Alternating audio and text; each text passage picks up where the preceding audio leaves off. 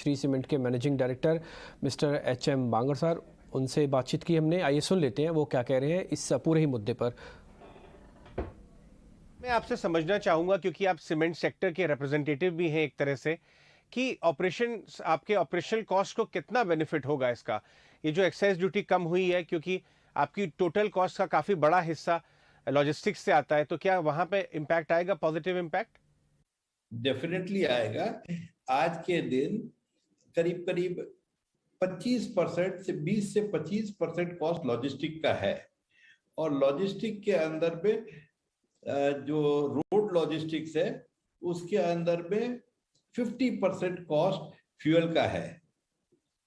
तो 1 से 2% माने अंदाज 4-5 रुपया बैग तक ये आशा करते हैं कि हमारा कॉस्टिंग कमती होना चाहिए। न कॉस्टिंग नहीं, हमारा delivered cost to the consumer. दूसरा, हमने देखा कि ऑफ कोर्स इस क्वार्टर में थोड़ा मार्जिन प्रेशर था, आपको अकेले ही नहीं पूरे सेक्टर को था। ये कितना टेम्पररी लगता है आपके हिसाब से, या आपको लगता है आगे 2-4 क्वार्टर में ये एक तरह से नॉर्मलाइज हो जाएगा?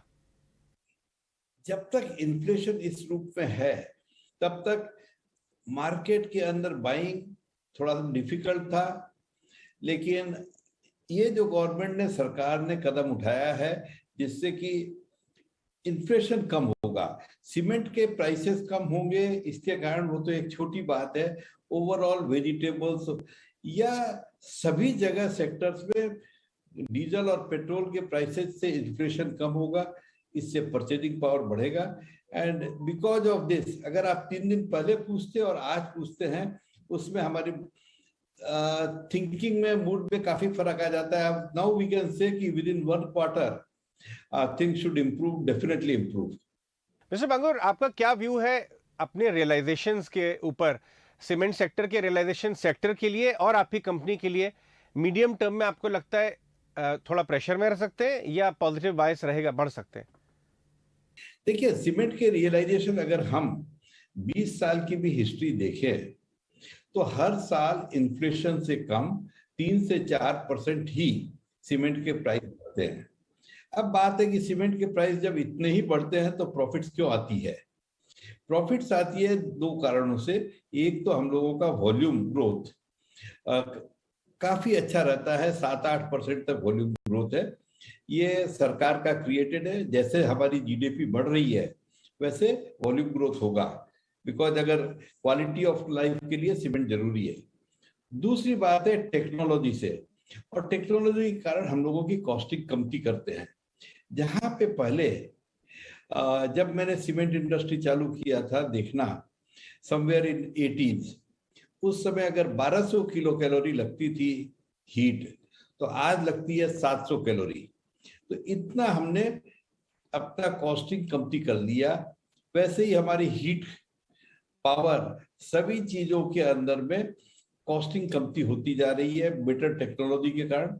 और उस कॉस्टिंग का कारण पूरा उसको पास ऑन करते हुए भी हम लोग इन्फ्लेशन से कमती दाम बढ़ाते हुए भी मार्जिन मेंटेन कर पा रहे हैं। जी हाँ मिस्टर बांगुर, मैंने आपकी एनुअल रिपोर्ट भी पढ़ी और मैंने देखा, इंडस्ट्री के जानकार कह रहे हैं कि आप जो है जिस हिसाब से ईएसजी कंप्लायंस अपनी कंपनी में बढ़ा रहे हैं, सस्टेनेबल तरीके से एनर्जी का इस्तेमाल, वो काबिले तारीफ है। बहुत सारे बड़े फंड मैनेजर बहुत सराहना करते हैं आपकी। मैं आपसे और एक बात पूछना चाहूँगा कि आपकी इंडस्ट्री में आपने देखा होगा, मैं किसी स्पेसिफिक ट्रांजैक्शन की बात नहीं कर रहा, लेकिन एक बड़ा ट्रांजैक्शन हुआ है और ये चर्चा उठी है इससे कि सेक्टर में बहुत अट्रैक्टिवनेस है और सेक्टर में शायद कंसोलिडेशन और हो सकता है। आपने तो हमेशा अभी तक अपना ऑर्गेनिकली बढ़ाया है कारोबार को, आपको क्या स्कोप दिखता है कंसोलिडेशन का इंडस्ट्री में और ज़्यादा? आपको लगता है अच्छे अट्रैक्टिव पे एसेट्स अवेलेबल हैं? देखिए, सिंपल बात यह है कि एक बड़े प्लेयर ने दूसरे प्लेयर को दिया जिसके पास सीमेंट इंडस्ट्री नहीं है। तो इस पर्टिकुलर ट्रांजैक्शन से जो अडानी का लेने की बात हो रही है, इससे कंसोलिडेशन में तो कोई फर्क नहीं पड़ा। खाली एक पार्टी की जगह दूसरी पार्टी आ गई। अब नाउ ये एक्सपेक्ट करते हैं कि मिस्टर अडानी आने के बाद वो अनलाइक होलसेल फास्ट रूप से एक्विजिशन करेंगे या कैपेसिटी नहीं लगाएंगे, तो सबका अपना स्पीड है। श्री सीमेंट अपनी जो स्पीड है वही मेंटेन करेगा। इस ट्रांजैक्शन के कारण न तो श्री सीमेंट अपनी स्पीड बढ़ाएगा न स्लो डाउन करेगा, क्योंकि आज जो आप सोचते हो उसको पूरा करने में सीमेंट इंडस्ट्री में 4 से 5 साल लगता है, तो आप इन बिटवीन तो रास्ता नहीं छोड़ सकते हो। राइट तो जी। हम लोग देखेंगे हाँ, सर एक नया आखिरी प्लांट सवाल आपसे पूछना चाहेंगे वॉल्यूम ग्रोथ पे। यहाँ से आपको वॉल्यूम ग्रोथ का क्या आउटलुक है कंपनी का और सेक्टर का? सेक्टर का आउटलुक भी पॉजिटिव है।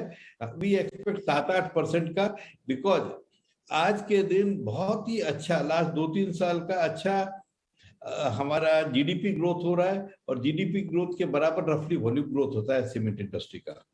तो अगर 8% हमारा जीडीपी ग्रोथ है तो वॉल्यूम ग्रोथ भी 8% होना चाहिए। तो ये बांगुर साहब थे, बात कर रहे थे एमएनए सेक्टर में जो हुआ है अदानी से, उसका क्या इम्पैक्ट होगा, रियलाइजेशंस का आउटलुक, और सबसे बड़ी बात एक्साइज ड्यूटी कट से